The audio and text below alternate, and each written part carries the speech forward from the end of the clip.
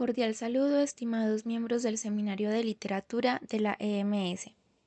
Continuamos con el primer autor de nuestro ciclo de cuentistas rusos del siglo XIX, Alexander Pushkin, en esta ocasión con el cuento El maestro de postas. Antes de iniciar el comentario propiamente sobre el cuento en mención, quiero volver sobre Roslavlev, el relato anterior. La literatura nos ofrece una representación de los distintos problemas humanos que son tematizados por los autores para de esta manera escribir la novela, el poema, el cuento, cualquiera que sea el género. El cuento en este caso, que es lo que nos interesa a nosotros.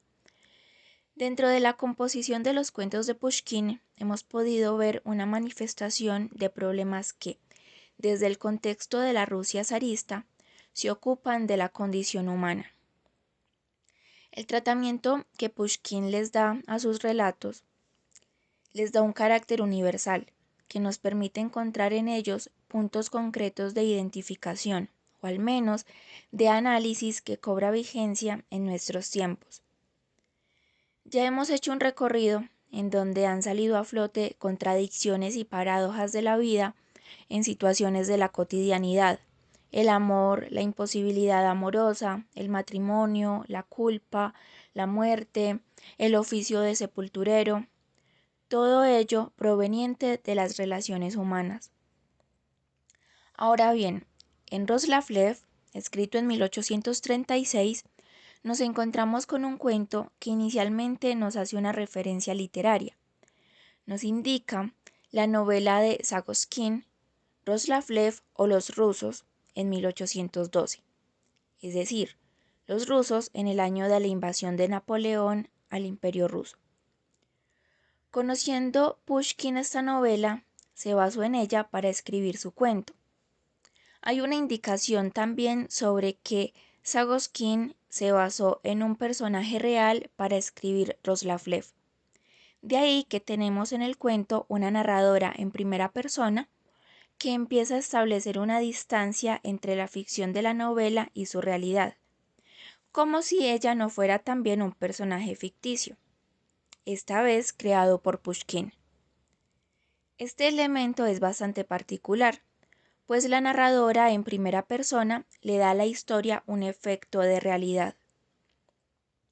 La narradora se dirige al lector para decirle que es necesario contar sobre su relación con la persona que Sagoskin toma para su novela, convirtiéndola en personaje. Y para eso va a contarnos sobre su propia historia. Cabe aclarar también que en Sagoskin, Roslavlev es un hombre, un personaje principal de la novela que está enamorado de Polina Lidina, el nombre que Sagoskin dio a la amiga de la narradora de nuestro cuento, a quien ella llama la princesa y no da el nombre, reserva su identidad. Y a la vez, Roslavlev está muy preocupado por la invasión de Napoleón. La narradora empieza a contar cómo conoció a Polina, cómo se fue dando su amistad, las pretensiones de su hermano sobre la princesa, lo mucho que leía Polina y un dato importante, que Polina solo leía en francés, pues en esa época esta era la lengua que se consideraba culta. El ruso era la lengua del pueblo. Así, Pushkin hace énfasis en la reivindicación de los valores rusos que deben partir desde una defensa de su propia lengua, y hace también varios comentarios metaliterarios a lo largo de la obra, preguntándose por qué es la literatura, cuál es el estado de la producción literaria rusa y en general de la producción intelectual, y se pregunta también por la función social de esa producción intelectual o de esa producción literaria. Luego hace su aparición la famosa Madame de Staël, una extranjera que era una intelectual, una escritora proveniente de una familia aristocrática, que llega a Rusia y sobre la cual todos centran su atención. Por la descripción parece ser una mujer no muy agradable, pesada en la conversación para todos estos rusos que la acompañan, pero a la que había que prestarle atención porque venía de París y allí era reconocida. La princesa se afligió al notar que nadie lograba comprender la brillantez de Madame de Staël y hace un comentario sobre lo pobre del pensamiento ruso comparado con el pensamiento de los extranjeros, con el pensamiento francés. Y esto hace que pareciese que la princesa está fijada en unos valores extranjeros y a quien no le importan los valores de su patria, lo cual vamos a ver más adelante que no sucede de esta manera, sino que a través de la actitud de Polina se hace una crítica a los valores rusos que no están siendo puestos en su lugar y los cuales merecen una reivindicación. Para Polina, Madame de Staël es un ser excepcional, por quien siente una gran admiración. Después, la narradora nos dará más elementos para comprender quién es Madame de Staël y cómo algunos rusos la ven como una enemiga aliada de Napoleón por ser francesa, sin decírselo, aunque en realidad Madame de Staël haya sido una figura que haya estado en una contradicción con Napoleón.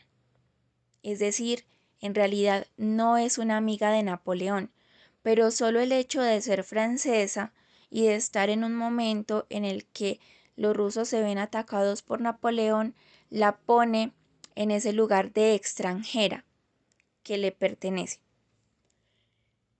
El ambiente en este momento era, en palabras de la narradora, repugnante, pues de un lado veía a los intelectuales proclamando los valores franceses y a los patriotas haciendo críticas sin ninguna profundidad y de brazos cruzados sin tomar cartas en el asunto.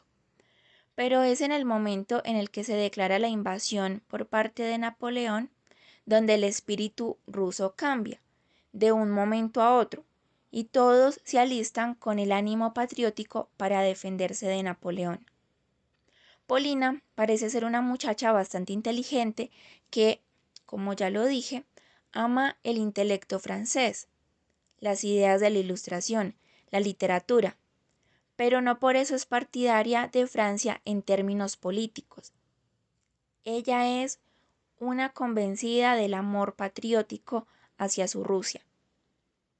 Es como si en ella hubiera ese amor por su patria que lo que clama es un florecimiento del conocimiento propio. Además, es una mujer valiente que le hace ver a la narradora que la guerra y la política son asuntos también de las mujeres, que son asuntos de todos.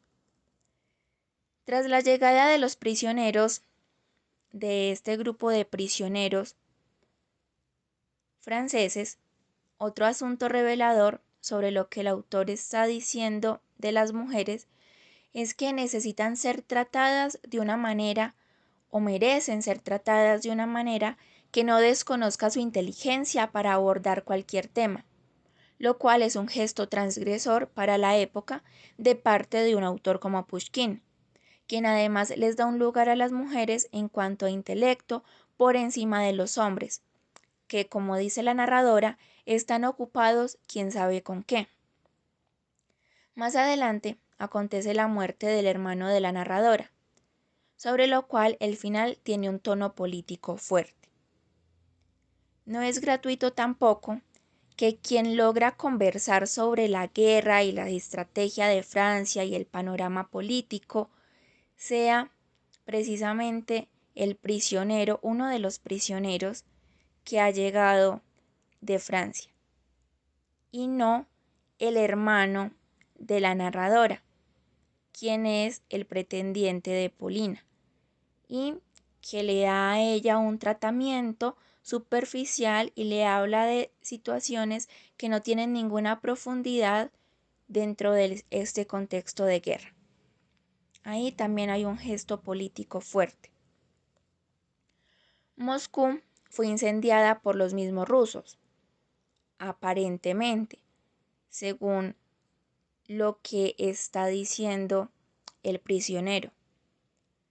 Fue incendiada por los rusos. El hermano de la narradora ha muerto por su patria y ambos gestos entonces le dan un carácter noble a la pérdida de la ciudad y a la pérdida de la vida en la guerra. Y todo ese sacrificio por salvar la patria termina siendo la salvación del honor de los rusos, un honor que parecía estar perdido antes de la invasión.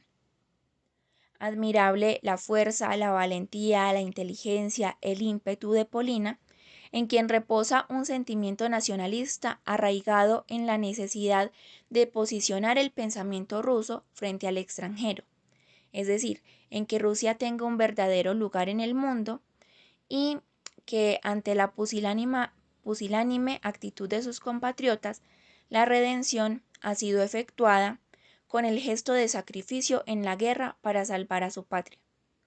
Esas ruinas de la ciudad serían entonces el punto de partida que marcaría el destino intelectual, social, económico y de poderío ruso en el futuro. Hasta aquí un breve análisis y síntesis de Roslavlev.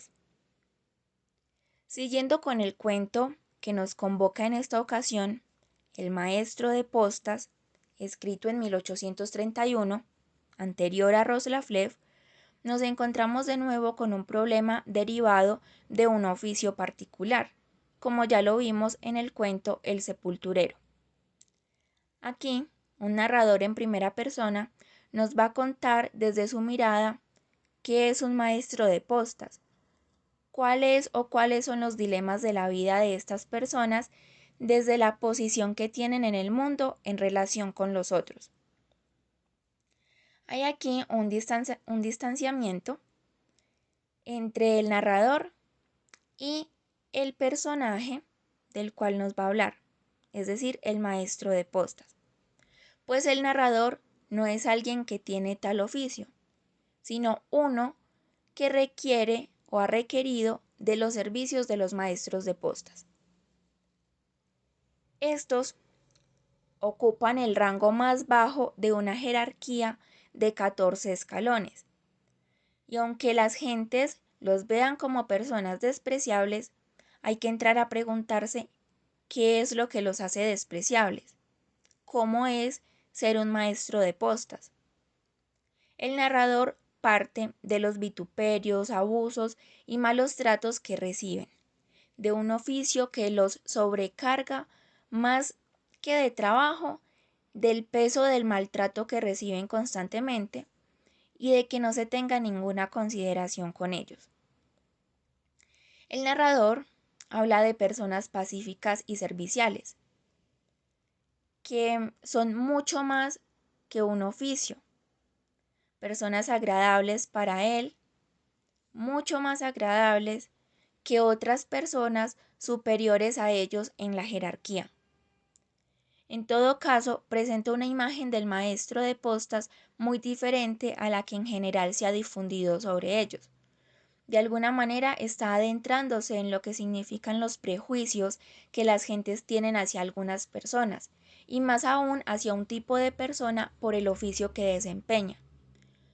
Cómo las clases sociales, las jerarquías, deshumanizan, imposibilitan el encuentro y diálogo entre dos que comparten de igual modo la condición humana, y que les ha tocado vivir realidades diferentes que hacen que vean el mundo desde perspectivas diferentes también. Y apela a la posibilidad de un nuevo orden del mundo, uno que desdeñe las jerarquías y se fije más en la inteligencia del hombre. Inmediatamente afirma que un puesto no hace a un hombre merecedor de atenciones, lo hace su intelecto, que es más importante, y lo verdaderamente plausible en una persona. El narrador, quien ha recorrido muchos caminos y que conoce a casi todos los maestros de postas, es un hombre sin prejuicios y abierto a acercarse y conocer a ese otro, De ahí que pueda dar su testimonio específicamente sobre un maestro de postas en particular. En uno de sus viajes, está en la casa de dicho maestro y ve unas imágenes en la pared, unas estampas que representan la parábola del hijo pródigo que aparece en la Biblia. El joven se va y regresa 3 o 4 años después a esta misma casa, pero se da cuenta de que Samson Birín, el maestro de postas, ha envejecido demasiado en tan solo unos años y la casa está en un estado de abandono que le genera extrañeza, pues no es así como la recuerda, como aquella vez cuando además conoció a Dunia, la joven hija del maestro de postas de quien quedó prendado. En aquella ocasión, la casa era una casa que estaba bien cuidada, que estaba llena de flores, que Dunia alegraba con su presencia, en donde el maestro de postas tenía un semblante completamente diferente, en donde la compañía de esa hija lo reconfortaba y ante una actitud que podía ser fuerte, desdeñosa, Dunia lo calmaba y lo hacía ver como un hombre noble que depositaba todo su amor y confianza en su bella hija. Dunia tenía también la particularidad no solo de cambiar el semblante o el estado de ánimo de su padre por uno mejor, sino que también lo hacía con aquellos visitantes que llegaban a requerir caballos o los servicios del maestro de postas de una manera agresiva. La presencia de Dunia los calmaba y hacía de este ambiente un ambiente acogedor. Aquí es donde viene el corazón del relato. Llega un joven husar que fija sus pretensiones en la joven Dunia. Fragua un engaño haciéndose pasar por enfermo y luego, cuando se restablece su salud, se ofrece a llevar a la muchacha hasta la iglesia para que asista a misa. Pero en realidad lo que hace es arrancarla de su hogar y la lleva con él. De ahí el abandono de la casa y la deplorable condición del maestro de postas, quien refleja en su estado físico y el ambiente del lugar el abandono, la desolación, la tristeza, la culpa por haber permitido tal engaño. Respecto a Dunia, ella se vio seducida por el husar y no hizo nada por su padre. El encanto de los vestidos, de los lujos, hizo que se perdiera en ellos, olvidándose de su padre. Así que éste recibió una doble traición, una mayor que la otra. La del husar fue la menor. La mayor traición fue la de la hija, que se olvidó de él sin pensar en las consecuencias de sus actos, sin pensar en el abandono que estaba generando, en su actitud ingrata frente a ese padre. Finalmente, el padre muere víctima de su congoja. Y cuando Dunia vuelve a la casa, no encontró más que la tumba. Dunia regresa elegantísima, paga al pope, le da dinero al hijo del cervecero que la recibió en lo que fue la antigua posta donde vivió con su padre. No corrió con la mala suerte de terminar en la calle después de que el husar se cansara de ella, que era uno de los más grandes temores de ese padre, y se lo confiesa al narrador de esta historia. Pero hay en el cuento un gesto en el que el dinero parece estar por encima de todo y de todos. La primera vez que el husar recibe al maestro de postas en su mansión, cuando éste va a buscar a su hija, trata de eliminarlo dándole dinero. La joven prefiere la vida de lujos que la compañía de su padre. Porque tuvo que haber un engaño de por medio. Tal vez la sociedad no le hubiera aceptado al husar que se enamorara de la hija de un despreciable maestro de postas, y por esto era algo que debía mantenerse escondido. Nuevamente aparece aquí el mal que le hace a la sociedad el separarnos por jerarquías, en donde lo que vale no son las personas, sino el poder, el dinero, el título que ostentan, una posición artificial frente a los demás. Las imágenes de la parábola del hijo pródigo parecen al inicio del cuento una promesa de que Dunia volverá arrepentida y se unirá con el padre. Pero esto no ocurre, sino que pasa lo contrario, con lo que también hay una negación allí de la esperanza basada en la religión, que mantiene a las gentes bajo un autoengaño para consolarse a sí mismos. El maestro de postas esperó el regreso de su hija, pero su espera no aguantó más. De no ser por el joven viajero que sabía tal historia, el narrador de nuestro relato, nadie más habría podido enterarse de la desgracia de Samson, o al menos de la causa de tal desgracia, que nos lleva a reflexionar sobre esa condición humana que compartimos todos y que está muy por encima de las clasificaciones sociales que la humanidad ha inventado para negarse a sí misma. También nos lleva a reflexionar sobre la manera como nos relacionamos unos con otros y cómo, en este caso, en Dunia, se ve reflejada una intención de abandono a su padre por una vida nueva, una vida prometedora, una vida en donde va a encontrar comodidades que no tiene en la casa paterna. Pero tras este acto, que está mediado por un engaño y que es un acto de traición, el padre cae en congoja, en desgracia, en una tristeza que lo va a llevar a la muerte.